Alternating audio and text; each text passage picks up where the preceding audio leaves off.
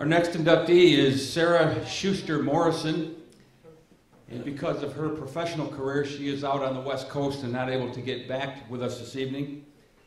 So accepting on her behalf is a former high school coach, John Crawford. John? Good evening. I wish to extend my congratulations to all the inductees in this year's class of inductees. I've known Alex since he was in high school, but truthfully my biggest vision of Alex in high school is when he would come into the Fredonia High School pool and watch all the Ann LaDuca's pretty young ladies in their swimsuits, right? Especially after his practices. I watched Julie Gronsky with admiration on the soccer and softball fields.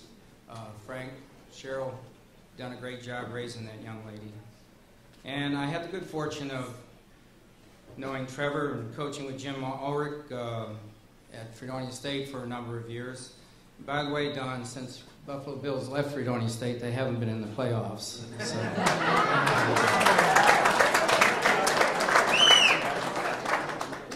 And I remember you and Mark Kelso.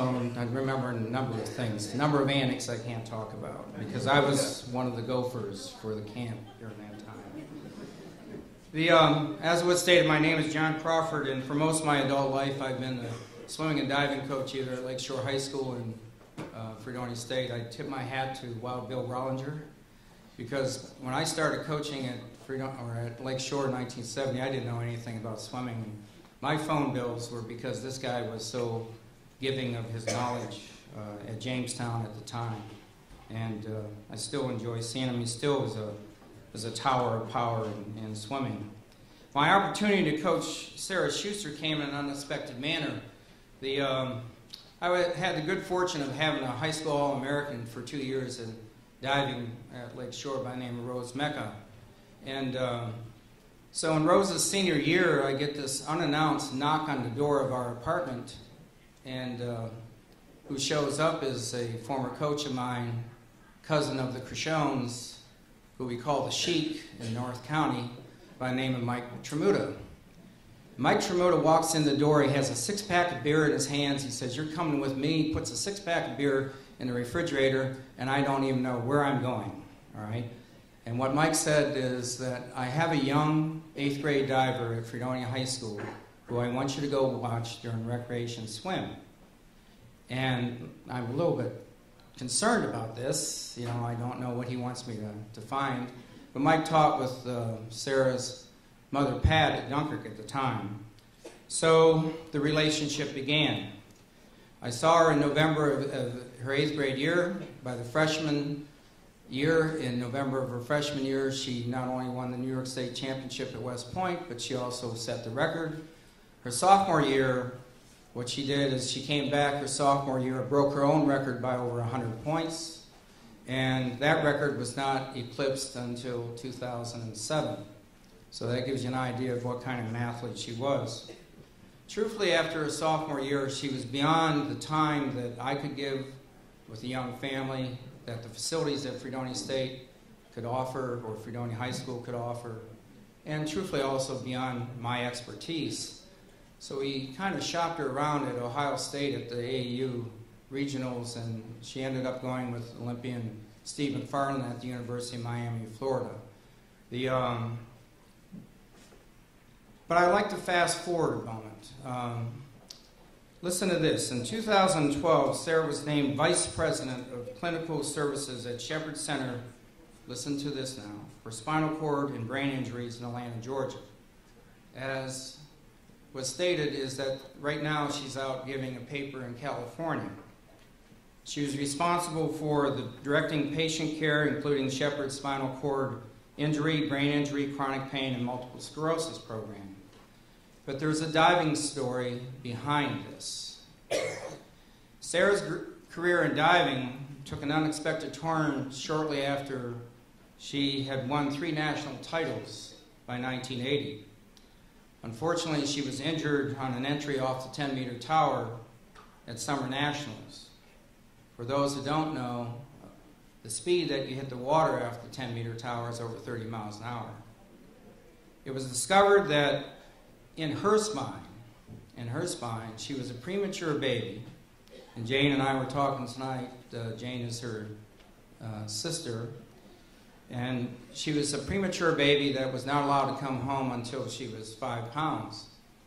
But what was discovered after that summer national meet, after cortisone and other treatments, is that her L5 in her lumbar had to be fused with another vertebrae because they never formed fully.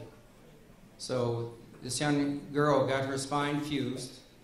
She spent 2 semesters in a body cast from here to the waist, down to the hip. She could not bend at the waist. I still remember her coming to our living room in the summertime, and she had to slide onto the couch. Those 2 semesters she spent going to class, she either had to kneel on a pillow or stand, including her 3-hour anatomy class. And now you're starting to get in connection to the physical therapy in her role as vice president for Shepherd and spinal cord injuries. Sarah came back from the injury to earn NCAA All-American awards, but more importantly, the injury was the gift to others, because there have been hundreds, if not thousands, of spinal cord patients that have benefited from her work ethic, her talent, and her personal experience of that year when she was laid up from diving.